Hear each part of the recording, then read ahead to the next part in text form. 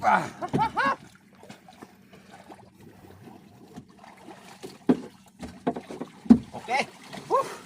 Okay. Okay. Mga kanigro fishing. Ito na yung huli natin mga kanigro fishing.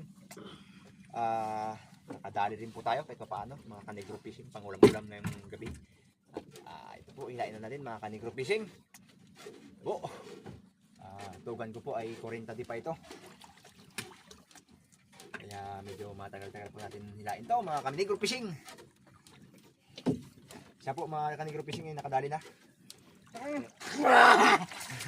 Ito po mga kanigro fishing. Mga kanigro fishing.